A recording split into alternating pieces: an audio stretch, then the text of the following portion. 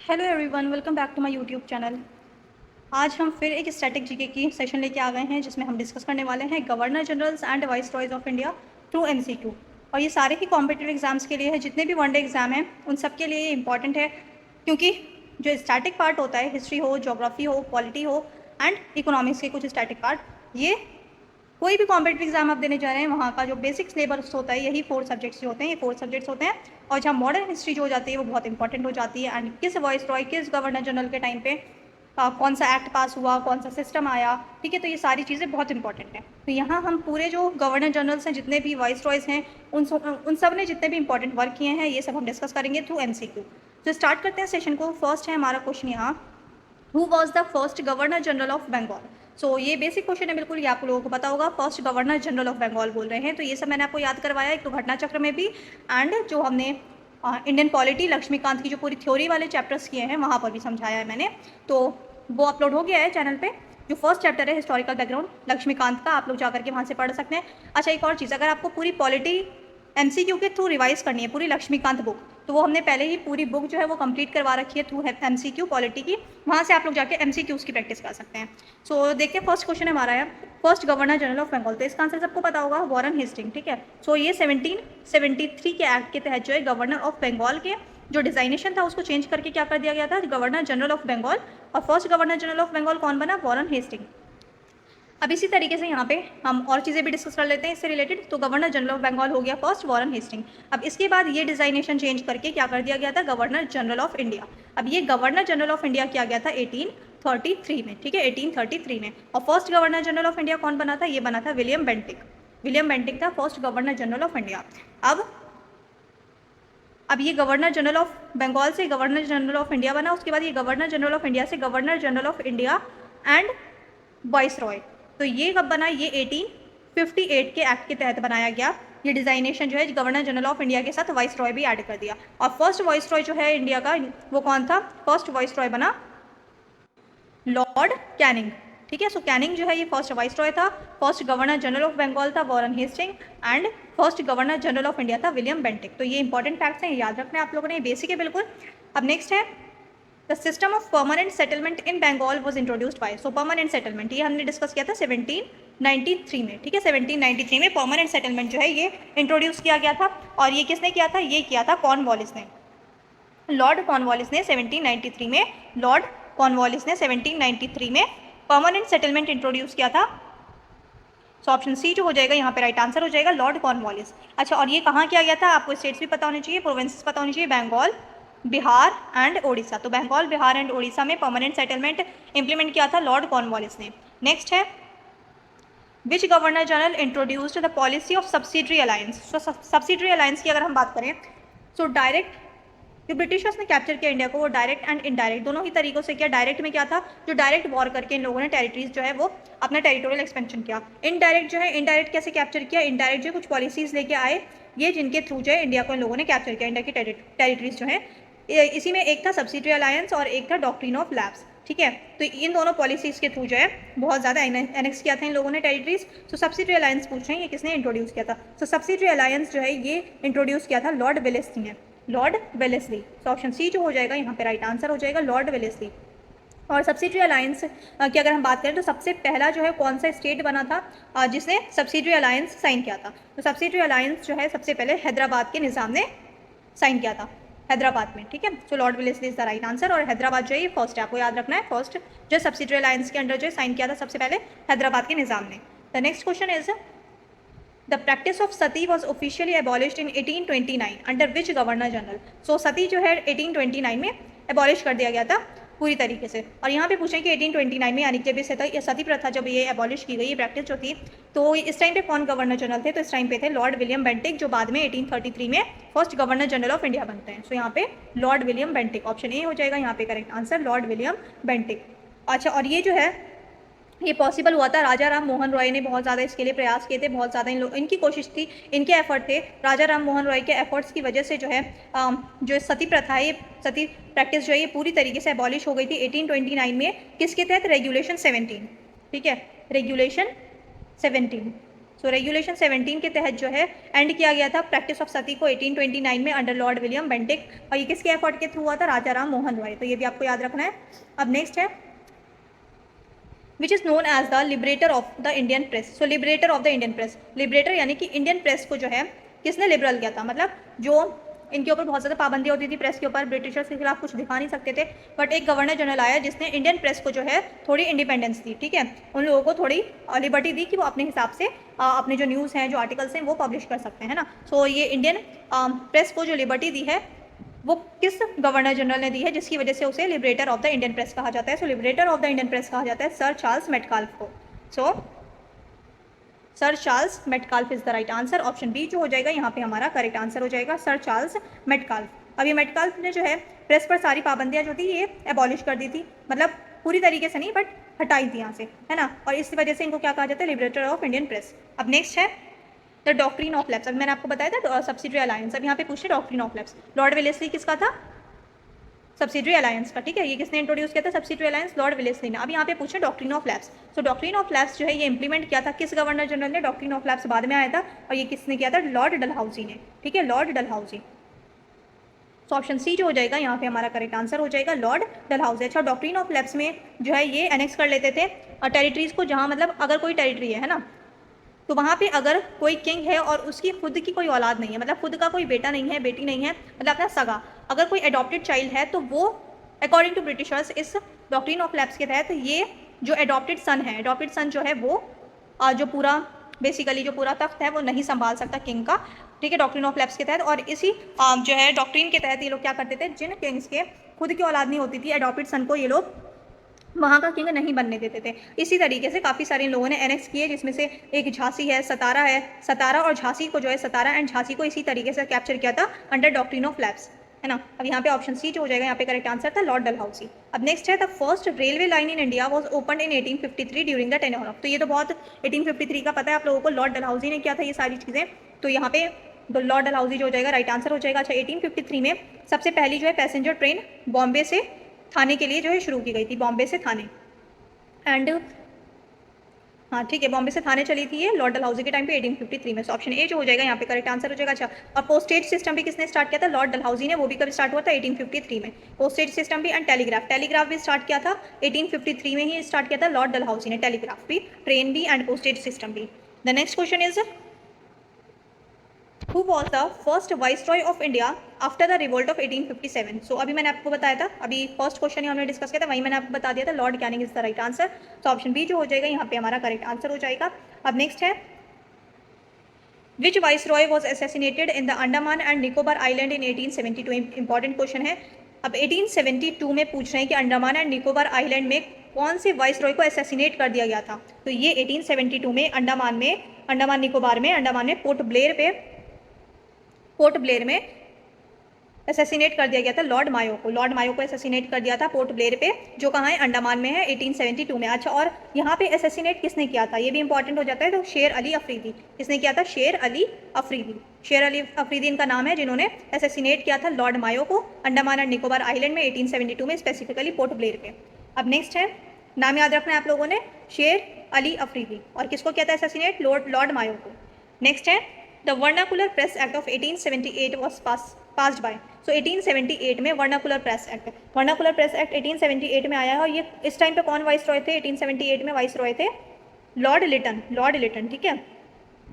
और ये vernacular press act में क्या था? इसमें जो लोकल न्यूज़पेपर थे इन न्यूज़पेपर्स के ऊपर बेसिकली एक तरीके से पाबंदी लगाने के लिए जो इस एक्ट को लाया गया था। और ये किसने जो है ये मतलब कौन लेके आए थे इस एक्ट को? लॉर्ड लिटन लेके आए थे। एंड यहाँ पे वर्नाकुलर प्रेस एक्ट जो है बहुत कंट्रोवर्शियल एक्ट भी रहा है। सो यहाँ पे 1878 में हुआ था ये Lord Lytton. Option B is the right answer. Next है who is the known as the father of local self government in India? So local self government of India जो है, father of local self government किसको कहते हैं? ये कहा जाता है लॉर्ड रिपन को, Lord Ripon. Option A is the correct answer, Lord Ripon. क्यों कहा जाता है? बिकॉज लॉर्ड रिपन जो है 1882 में इन्होंने एक प्रोविजन लेके आए थे, सेल्फ गवर्नमेंट का रिजोल्यूशन लाए थे, जिसकी वजह से इन्हें ये टाइटल दिया गया father of local self government. 1882 में लोकल सेल्फ गवर्नमेंट का जो रिजोल्यूशन लेकर के आए थे lord Ripon. Option A is the correct answer. Next है the Indian National Congress was formed in 1885 during the viceroyalty of. So INC की अगर हम इस्टेब्लिशमेंट की बात करें तो 1885 में जो है ये इस्टेब्लिश होती है, एंड इस टाइम पे जो वाइसरॉय था वो कौन था? डफरिन। सो ऑप्शन ए जो है ये करेक्ट आंसर हो जाएगा, लॉर्ड डफरिन। नेक्स्ट है the partition of Bengal in 1905 was carried out under which viceroy of India. So यहाँ पे पार्टीशन ऑफ बंगाल ये बहुत फेमस है 1905 का, ये आपको सबको पता होगा, लॉर्ड कर्जन। सो लॉर्ड कर्जन जो हो जाएगा यहाँ पे हमारा करेक्ट आंसर हो जाएगा।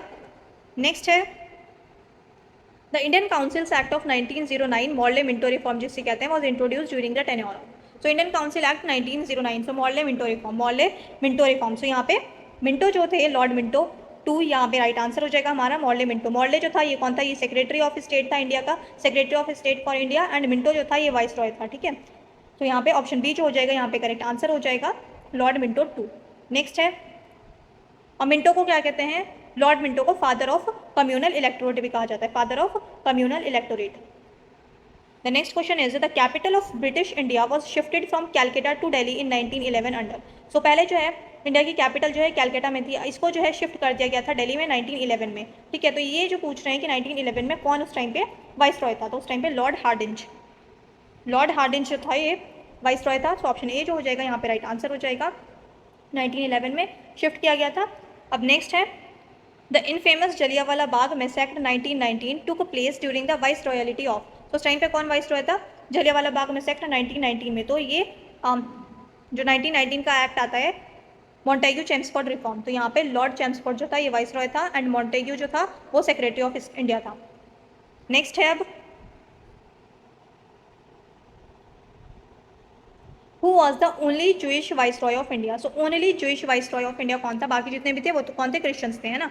तो यहाँ पे पूछ रहे हैं कि एक ही जो है वाइस रॉय था वो जूइश था, तो कौन सा ऐसा वाइस रॉय था जो जूइश था? Who was the only Jewish viceroy of India. So इसका नाम आपको पता होना चाहिए, क्या नाम है इसका? ये जो था इसने 1921 से 1926 तक जो है ये इंडिया में रहा as a viceroy of India, और ये था Lord Reading, Lord Reading. So option B जो हो जाएगा यहाँ पे करेक्ट आंसर हो जाएगा, लॉर्ड रीडिंग। नेक्स्ट है एक लौता जूइश वाइस रॉय था ये आपको याद रखना इंपॉर्टेंट है।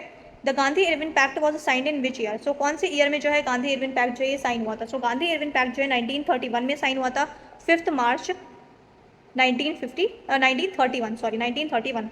सो ऑप्शन सी जो हो जाएगा यहाँ पे करेक्ट आंसर हो जाएगा, 5 मार्च 1931 को ये Lord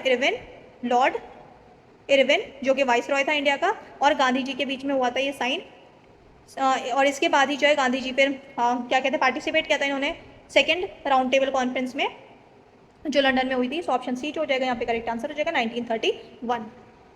the next question is the Poona pact 1932 was signed during the tenure of which viceroy. So किस वाइस रॉय के टाइम पे पूना पैक्ट साइन हुआ था? पूना पैक्ट साइन हुआ था 1932 में। अच्छा ये इंपॉर्टेंट है, कहाँ साइन हुआ था? ये हुआ था यरवाड़ा जेल में, ठीक है, यरवाड़ा जेल में साइन हुआ था between Mahatma Gandhi and doctor Ambedkar, और उस टाइम पे वाइस रॉय था lord Willingdon, lord Willingdon. So option B जो हो जाएगा यहाँ पे राइट आंसर हो जाएगा, lord Willingdon. The next question is the Cripps mission came to India in 1942 during the viceroyalty of. So 1942 में कौन था वाइस रॉय? 1942 में था लॉर्ड लिलिथगो, लॉर्ड लिलिथगो जो है ये वाइस रॉय था। सो ऑप्शन बी जो हो जाएगा ये राइट आंसर हो जाएगा, lord Linlithgow. The next question is The cabinet mission 1946 arrived in India during the tenure of which viceroy? So 1946 में कैबिनेट मिशन आया, ठीक है। अब कैबिनेट मिशन का जो के टाइम पे वाइसरॉय कौन था? या इस टाइम पे जो है लॉर्ड विवेल ये वाइसरॉय था। Option A is the right answer. अब नेक्स्ट है यहाँ पे who was the last British viceroy of India. So last British viceroy कौन था इंडिया का?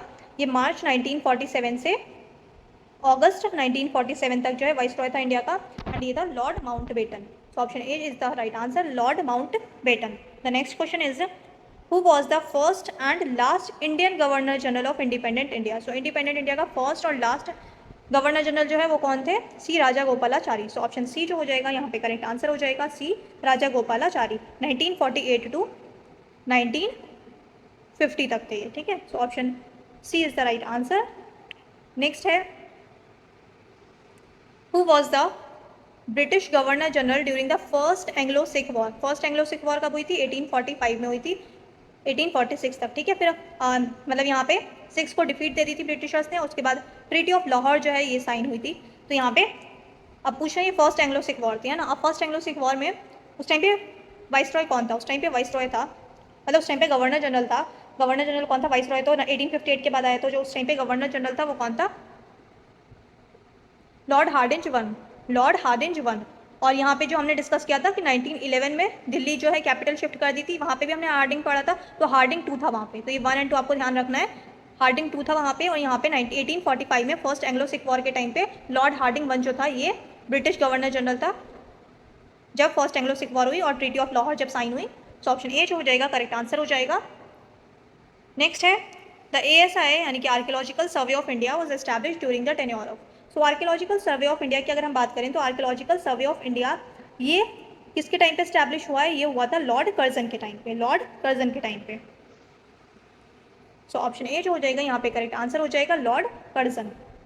The next question is Lord Curzon ने ASI को फॉर्मली सेटअप किया था एंड पूरा ऑर्गेनाइज किया था। तो यहाँ पे ऑप्शन ए जो हो जाएगा करेक्ट आंसर हो जाएगा। नेक्स्ट है which governor general established the system of civil services in India. तो सिविल सर्विसेज सिस्टम जो है ये किसने स्टार्ट किया था, जिसकी वजह से इन्हें father of Indian civil services भी कहा जाता है, तो ये थे लॉर्ड कॉर्नवालिस। ठीक है, lord Cornwallis, option B is the correct answer. Next है the ryotwari system of land revenue was introduce during the time of. So ryotwari system जो है ये अगर हम बात करते हैं रेतवारी की, तो जैसे हमने परमानेंट सेटलमेंट देखा था उसी तरीके से मद्रास प्रेसिडेंसी में साउथ इंडिया में बंगाल बिहार एंड उड़ीसा में परमानेंट सेटलमेंट जो है वो इम्प्लीमेंट किया गया था। इसी तरीके से रेतवारी सिस्टम जो है ये भी लैंड रेवेन्यू सिस्टम था और ये मद्रास प्रेसिडेंसी में या फिर साउथ इंडिया में जो है ये स्टार्ट किया गया था। और ये किसने स्टार्ट किया था, ये स्टार्ट किया था Thomas Munro and Alexander Read. Thomas Munro and Alexander Read ने किया था। बट यहाँ पे पूछ रहे हैं कि वाइस रॉय कौन था उस टाइम पे, तो वाइस रॉय की अगर हम बात करें तो वाइस रॉय था उस टाइम पे लॉर्ड हेस्टिंग।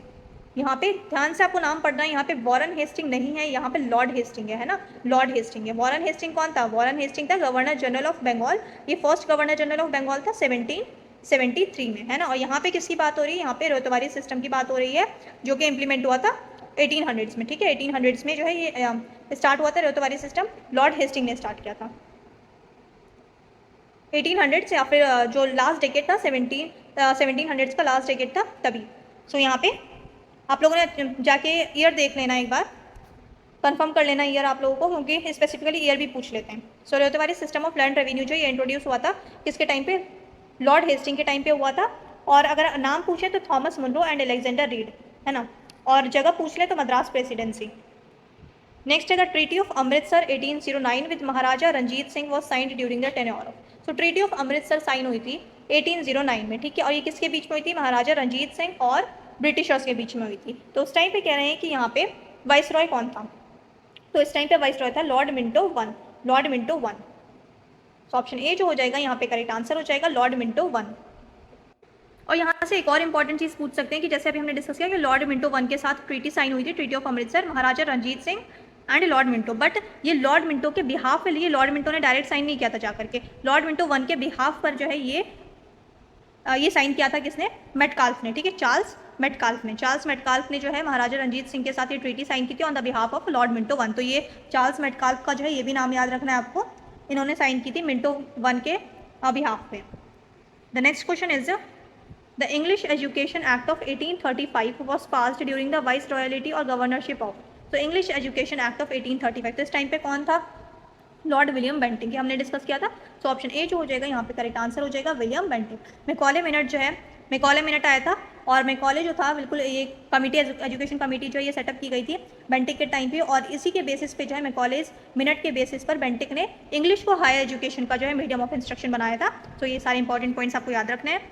नेक्स्ट है the Wood's dispatch on education 1854 was introduce during the time of. So अभी हमने डिस्कस किया था 1853 में काफ़ी सारी चीज़ें हुई थी। फर्स्ट जो है पैसेंजर ट्रेन स्टार्ट हुई थी थाने टू बॉम्बे, बॉम्बे टू थाने। उसके बाद फिर हमने देखा था पोस्टेज सिस्टम हुआ था, ट्रेन हुआ था, और जो एक और चीज़ क्या थी, टेलीग्राफ था। तो यहाँ पे 1853 की बात थी। तो इस टाइम पे कौन हो सकता है, वुड्स डिस्पैच ऑन एजुकेशन, ये 1854 में हुआ। यहाँ पे लॉर्ड डलहाउसी ही जो होगा ये भी राइट आंसर हो जाएगा हमारा यहाँ पे, लॉर्ड डलहाउसी। ठीक है, डलहाउसी के टाइम पे ही जो है वुड डिस्पैच, जिसे Magna Carta of English education कहते हैं। कभी ये क्वेश्चन आ जाए ना कि Magna Carta of English education किसे कहते हैं, तो Magna Carta of English education कहा जाता है वुड्स डिस्पैच कमिटी जो थी, वुड्स डिस्पैच ऑन एजुकेशन, इसको कहा जाता है Magna Carta of English education. Next है the widow remarriage act was passed in 1856 during the tenure of. So widow remarriage act, widow remarriage act pass हुआ था 1856 में।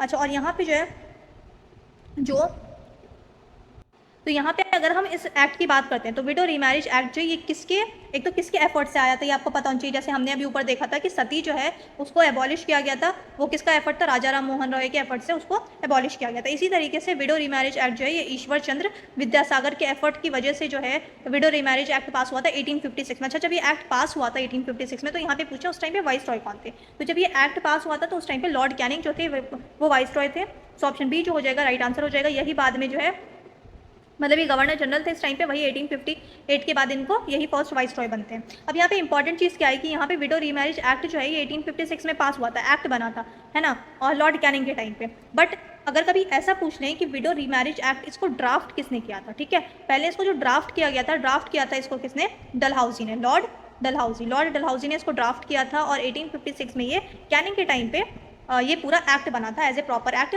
और किसके एफर्ट की वजह से हुआ था ये पॉसिबल, ईश्वर चंद्र विद्यासागर के एफर्ट से पॉसिबल हुआ था। The next question is high courts were establish at Calcutta, Bombay and Madras in 1862 under. So high courts जो हैं ये एस्टैब्लिश किए गए थे, हाई कोर्ट्स एस्टैब्लिश किए गए थे मद्रास में, बॉम्बे में एंड कैलकाटा में, ठीक है। तो यहाँ पे जो है ये कौन से एक्ट के तहत किए गए थे, ये Indian high courts act of 1861, ठीक है, Indian high court acts of 1861 के तहत जो है इन 3 प्रोविंसेस में हाई कोर्ट्स एस्टैब्लिश किए गए थे 1862 में, ठीक है, 1862 में तीनों प्रेसिडेंसीज में। तो यहाँ पे जो वाइस रॉय था उस टाइम पे वो कौन था, वो था Lord Canning, Lord Canning. Option B जो हो जाएगा यहाँ पे करेक्ट आंसर हो जाएगा, Lord Canning. The next question is the statistical survey of India was organised by which viceroy. Statistical survey of India जो है ये किस वाइस रॉय ने स्टार्ट किया था, ऑर्गेनाइज किया था। तो ये किसने स्टार्ट किया था, ये किया था लॉर्ड मायो ने। मायो ने इंडिया में स्टैटिस्टिकल सर्वे जो था ये स्टार्ट किया था। और department of agriculture and commerce, department of agriculture and commerce भी स्टार्ट किया था इसने लॉर्ड मायो ने, Lord mayo. So option A जो हो जाएगा यहाँ पे करेक्ट आंसर हो जाएगा, statistical survey of India and department of agriculture and commerce, ये भी आपको याद रखना है। नेक्स्ट है द फर्स्ट ऑफिशियल सेंसस, यहाँ पे ऑफिशियल पूछे, the first official census of India was conducted in 1881 under. तो ये किसके वाइस रॉय के टाइम पे हुआ था, 1881 में ऑफिशियल सेंसस जो स्टार्ट हुए हैं। अच्छा, इससे पहले जो है एक ऐसी सेंसस हुआ था 1871 में, ठीक है, 1871 में सेंसस हुआ था। उसके बाद जो पूरा ऑर्गेनाइज तरीके से पूरा ऑफिशियल तरीके से जो सेंसस स्टार्ट हुई 1881 में हुआ है। तो यहाँ पे पूछ रहे हैं कि इस टाइम पे कौन थे। सो 1881 की अगर हम बात करें तो यहाँ पे लॉर्ड रिपन जो हो जाएगा हमारा आंसर हो जाएगा इस क्वेश्चन का। और 1871 में जो है सॉरी अनऑफिशियल जो 1871 में, यहाँ पे 1872 होगा, ठीक है, अनऑफिशियल सेंसस हुआ था कंडक्ट, अनऑफिशियल सेंसस कंडक्ट किए गए थे 1872 में, ठीक है, 1872 में किए गए थे। और ये किसके टाइम पे हुआ था, 1872 वाला ये मायो के टाइम पे हुआ था, ठीक है, मायो के टाइम पे हुआ था। तो ये भी आपको याद रखनी है, लॉर्ड मायो के टाइम पे जो है अनऑफिशियल सेंसस कंडक्ट हुए थे 1872 में। और जो पूरा proper first official census conduct हुए इंडिया में 1881 में हुआ था। और इस टाइम पे वाइस रॉय कौन था, Lord Ripon. So option A जो हो जाएगा यहाँ पे हमारा करेक्ट आंसर हो जाएगा। अब नेक्स्ट है the Ilbert bill controversy took place during the viceroyalty of. So Ilbert bill controversy जो हुई थी इल्बर्ट बिल कंट्रोवर्सी, ये जो है ये लॉर्ड रिपन के टाइम पे हुई थी, Lord Ripon. So option A जो हो जाएगा यहाँ पे हमारा करेक्ट आंसर हो जाएगा। और इसमें क्या था, बेसिकली इसमें ये बोला गया था इस बिल में कि इंडियन जजेस जो हैं ये भी अब क्या करेंगे, जो इंडियन जजेस हैं ये भी यूरोपियंस के केसेस जो हैं वो सुन सकते हैं, ठीक है, ट्रायल दे सकते हैं। यूरोपियन क्रिमिनल्स को जो ट्रायल करने का हक जो है वो देने के लिए था इंडियन जजेस को, कि इंडियन जजेस को भी हक दिया जाए कि वो यूरोपियंस को जो है उनका केसेस ले सकें और जो भी प्रोसीजर है वो कर सकें। तो बट यहाँ पे बहुत ज़्यादा अपोज किया गया था, ब्रिटिशर्स ने बहुत अपोज किया था इस बिल को।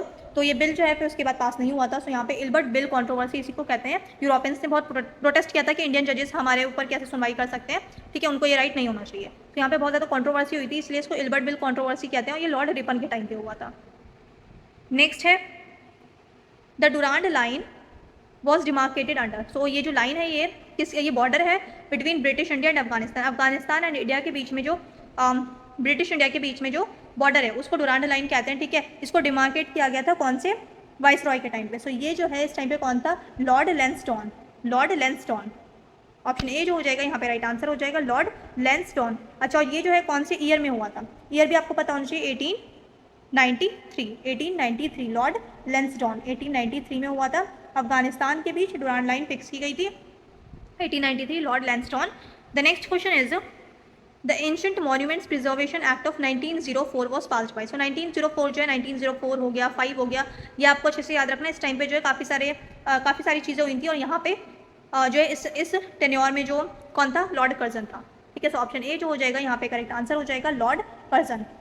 ये बेसिकली जो एस्टैब्लिश किया गया था एंशिएंट मॉन्यूमेंट्स प्रिजर्वेशन एक्ट जो लाया गया था, ये हिस्टोरिकल बिल्डिंग्स को, मॉन्यूमेंट्स को, ये इनकी सिक्योरिटी के लिए लाया गया था, ठीक है। लॉ बना दिया गया था कि सिक्योर करना है जो एंशिएंट बिल्डिंग्स है, हिस्टोरिकल प्लेसेस हैं, ठीक है। तो इन सबको बेसिकली पूरा अच्छे से सिक्योर करने के लिए था ये act, ancient monuments preservation act of 1904। The next question is the non cooperation movement was launch in 1920 during the tenure of. So non cooperation movement जो है एनसीएम जो है 1920 में लॉन्च हुआ था, और 1920 में कौन था? Lord Chelmsford. Lord Chelmsford, option A is the correct answer.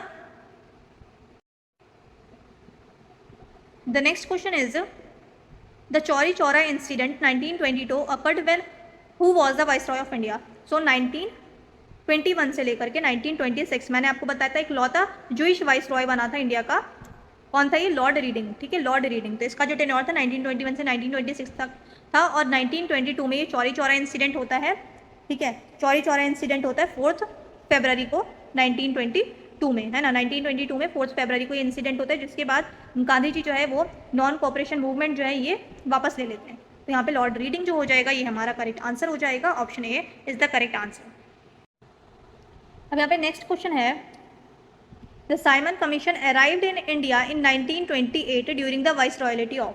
सो 1928 में कौन वाइसरॉय था? तो सबसे पहले यहाँ पे हम क्या पढ़ते हैं? Simon commission 1927। सो साइमन कमीशन जो है ये सेटअप की गई थी कमीशन 1927 में इंग्लैंड में, है ना। और यहाँ पे कह रहे हैं कि साइमन कमीशन जब इंडिया पहुंची यानी कि अराइव्ड इन इंडिया, तो ये 1928 में इंडिया आई थी 3 फरवरी को, ठीक है। तो ये आपको याद रखना है अराइव्ड का फ़र्क, और जब कमीशन क्रिएट की गई वो कब की गई? तो क्रिएट की गई थी 1927 में, साइमन कमीशन इंग्लैंड में की गई थी, और इंडिया ये लोग पहुंचे थे, अराइव किया था इन्होंने इंडिया में साइमन कमीशन ने 1928 में 3 फरवरी को, ठीक है। तो ये आपको याद रखना है, ध्यान में रखना है अच्छे से हर चीज़। तो 1928 में कौन वाइसरॉय था? 1928 की अगर हम बात करें तो लॉर्ड इरविन जो था ये 1928 में वाइसरॉय था। सो ऑप्शन ए जो हो जाएगा यहाँ पे करेक्ट आंसर हो जाएगा Lord Irwin.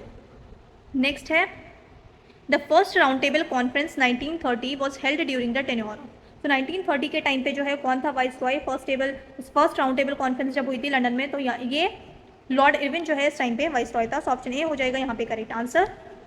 The next question is the government of India act 1935 was passed during the viceroyalty of. So government of India act 1935, इस टाइम पे कौन वाइसरॉय था गवर्नमेंट ऑफ इंडिया एक्ट 1935 के टाइम पे? इस time पे लॉर्ड विलिंगडन। लॉर्ड विलिंगडन जो है ये वाइसरॉय था। सो ऑप्शन ए जो हो जाएगा यहाँ पे करेक्ट आंसर हो जाएगा लॉर्ड विलिंगडन।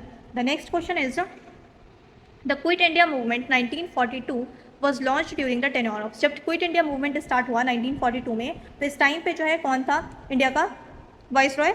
इस टाइम पे था ललित गो। सो ऑप्शन ए हो जाएगा यहाँ पे correct answer lord Linlithgow. और ये लॉन्च जो हुआ था क्विट इंडिया मूवमेंट, इसकी डेट क्या है? 8 अगस्त, ठीक है, 8 अगस्त 1942।